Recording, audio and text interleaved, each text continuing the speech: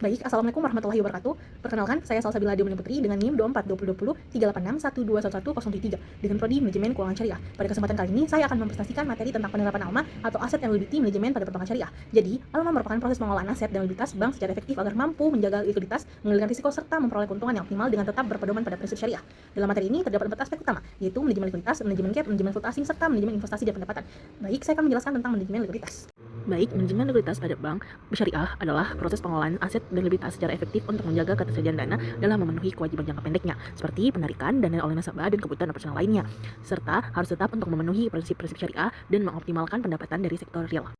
Adapun dampak manajemen likuiditas terhadap laporan laba rugi. Yang pertama, likuiditas terlalu longgar, yang dimana jika terjadi likuiditas terlalu longgar ini, yaitu dimana banyaknya dana yang menganggur sehingga keuntungan bank menjadi tidak maksimal karena dana tersebut tidak disalurkan ke pembiayaan yang produktif. Adapun dampak-dampaknya, yang pertama itu penurunannya net interest margin, yang kedua itu penurunan tingkat bagi hasil yang diterima oleh nasabah mudharabah, yang ketiga penurunan efisiensi operasional, dan yang keempat tingginya opportunity cost akibat dana yang tidak disalurkan ke pembiayaan produktif. Adapun yang kedua itu likuiditas terlalu ketat atau terlalu rendah, yang dimana bank akan kesulitan untuk memenuhi permintaan penarikan dana nasabah, yang dimana kondisi ini dapat menyebabkan kerugian, penurunan kepercayaan masyarakat, dan juga mengganggu operasional bank. Adapun dampak manajemen likuiditas terhadap neraca, yang pertama itu menjaga keseimbangan antara dana pihak ketiga dan juga penyaluran pembiayaan melalui rasio FDR yang ideal. Yang kedua, mengoptimalkan komposisi aset antara aset likuid dan juga aset produktif.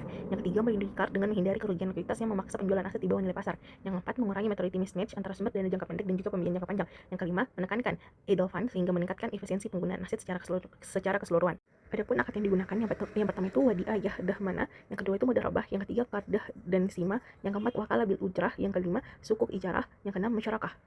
Adapun peran alkohol, yang pertama itu penetapan kebijakan dan limit, yang kedua itu perencanaan dan monitoring arus kas, yang ketiga itu penguatan buffer likuiditas, yang keempat stress testing dan contingency planning, yang kelima strategi penyusunan likuiditas. Jadi, alkohol di sini bertugas untuk mengatur kebijakan likuiditas, memantau arus kas, serta memastikan kondisi likuiditas bank tetap aman. Yang selanjutnya itu gap manajemen atau manajemen gap. Manajemen gap pada bank syariah adalah proses pengelolaan kesenjangan antara aset dan likuiditas berdasarkan dari tempo dan juga sensitivitas imbal hasilnya. Tujuannya adalah untuk meminimalkan risiko fluktuasi pendapatan dan menjaga stabilitas struktur neraca bank tanpa melanggar prinsip syariah. Selanjutnya, dampak gap manajemen terhadap laporan laba rugi. Yang pertama itu gap positif, kondisi ketika aset lebih sensitif terhadap perubahan imbal hasil dibandingkan liabilitasnya. Dampaknya seperti peningkatan tingkat imbal hasil pasar dapat meningkatkan pendapatan dan laba bank. Yang kedua itu gap negatif, kondisi ketika liabilitas lebih sensitif terhadap perubahan imbal hasil dibandingkan aset. Dampaknya seperti ketika tingkat imbal hasil pasar meningkat, biaya dana meningkat lebih cepat dibandingkan pendapatan dari pembiayaan, sehingga margin keuntungan bank menurun. Jadi dampak terhadap laba rugi, gap yang terlalu besar dapat menyebabkan pendapatan bank menjadi tidak stabil ketika biaya dana meningkat lebih cepat dibandingkan pendapatan pembiayaannya. Laba bank akan menurun, sebaliknya jika gap dikelola dengan baik, pendapatan bank akan lebih stabil. Sementara itu, dampak manajemen gap terhadap neraca adalah membantu bank menjaga keseimbangan antara aset dan likuiditas agar tidak terjadi ketidaksesuaian jangka tempo yang terlalu besar. Jika gap tidak dikelola dengan baik, bank dapat mengalami mismatch, yaitu ketika kewajiban jangka pendek jangka tempo lebih cepat dibandingkan aset produktif yang dimiliki. Kondisi ini dapat meningkatkan risiko likuiditas dan menyulitkan bank dalam memenuhi kebutuhan perdananya. Selain itu, gap yang besar juga dapat mempengaruhi kesehatan bank, terutama pada FDR dan CAR. Oleh karena itu, manajemen gap yang baik dapat menjaga stabilitas struktur neraca, mengurangi risiko perdanaan, serta mendukung kondisi keuangan bank yang agar tetap sehat dan berkelanjutan. Adapun peran Alko, yang pertama itu menetapkan batas maksimal gap untuk mengendalikan risiko. Yang kedua, melakukan gap analisis secara berkala untuk mendeteksi mismatch aset dan likuiditas.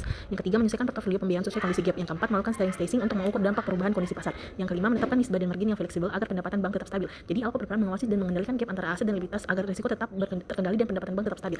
Selanjutnya, manajemen valuta asing. Manajemen valuta asing pada bank syariah adalah proses pengelolaan risiko nilai tukar mata uang asing untuk meminimalkan kerugian akibat fluktuasi kurs sambil menjaga kepatuhan syariah dan mendukung aktivitas ekonomi real seperti trade finance. Selanjutnya, dampak terhadap laba rugi. Perubahan kurs dapat menyebabkan keuntungan maupun kerugian selisih kurs. Jika tidak dikelola dengan baik, kondisi ini dapat membuat laba bank menjadi tidak stabil. Namun, apabila dikelola secara optimal, bank dapat memperoleh pendapatan tambahan dari layanan transaksi internasional. Sedangkan dampak terhadap neraca, manajemen valuta asing membantu menjaga keseimbangan aset dan likuiditas dalam mata uang asing, mengurangi risiko kerugian akibat perubahan kurs dan menjaga kecukupan modal bank. Selanjutnya, peran Alko dalam manajemen valuta asing. Yang pertama itu mengendalikan NOP agar risiko valuta asing tetap aman. Yang kedua itu mengembangkan trade finance syariah untuk meningkatkan pendapatan. Yang ketiga itu melakukan natural hedging dengan mengimbangi aset dan likuiditas dalam mata uang yang sama. Yang keempat itu menggunakan hedging syariah untuk mengurangi risiko perubahan kurs. Yang kelima itu memantau dampak perubahan kurs terhadap laba, modal, dan likuiditas bank. Jadi, Alko berperan mengawasi dan mengendalikan risiko nilai tukar agar perubahan kurs tidak mengganggu stabilitas keuangan bank. Materi selanjutnya, manajemen investasi dan pendapatan. Jadi, manajemen investasi dan pendapatan adalah proses pengelolaan aset bank syariah secara bijak untuk menghasilkan pendapatan yang optimal, sekaligus menjaga kualitas aset dan meminimalkan risiko sesuai prinsip syariah. Adapun dampak terhadap laba rugi, yaitu apabila alokasi investasi tidak tepat, maka risiko pembiayaan bermasalah akan meningkat sehingga pendapatan bank menurun. Sebaliknya, jika investasi dilakukan secara tepat dan terdiversifikasi, pendapatan bank akan meningkat dan lebih stabil. Sementara itu, dampak terhadap neraca, manajemen investasi dan pendapatan dapat meningkatkan kualitas aset produktif, memperkuat modal bank, menjaga risiko kecukupan modal, dan meningkatkan ketahanan neraca dalam menghadapi kondisi ekonomi yang tidak menentu. Adapun peran Alko dalam manajemen investasi dan pendapatan, yang pertama itu menentukan alokasi aset antara pembiayaan dan investasi syariah. Yang kedua itu memantau kualitas aset dan risiko pembiayaan. Yang ketiga itu mendorong diversifikasi pendapatan melalui berbagai produk investasi syariah. Yang keempat itu mengevaluasi kinerja investasi dan melakukan penyesuaian strategi jika diperlukan. Jadi, Alko berperan mengelola portofolio investasi, memantau kualitas aset, dan memastikan investasi bank memberikan keuntungan yang optimal dengan risiko yang terkendali. Adapun kesimpulan yang dapat kita tarik itu pertama, manajemen likuiditas bertujuan menjaga ketersediaan dana untuk memenuhi kewajiban jangka pendek. Sedangkan manajemen gap adalah bertujuan untuk mengendalikan ketidaksesuaian antara aset dan likuiditas agar risiko dan pendapatan tetap stabil. Manajemen valuta asing bertujuan mengurangi risiko perubahan nilai tukar dan menjaga stabilitas laba bank. Sedangkan manajemen investasi dan pendapatan bertujuan untuk mengoptimalkan pendapatan melalui penetapan dana yang produktif dan sesuai syariah. Jadi dengan penerapan ALMA yang baik, bank syariah dapat menjaga keseimbangan antara risiko dan keuntungan, memperkuat kondisi neraca, meningkatkan kepercayaan nasabah, serta menjalankan operasional sesuai dengan prinsip syariah. Oleh karena itu, ALMA menjadi salah satu faktor penting dalam mendukung pertumbuhan dan keberlanjutan perbankan syariah di Indonesia. Itulah tadi sedikit penjelasan dari saya. Sekian dan terima kasih. Wassalamualaikum warahmatullahi wabarakatuh.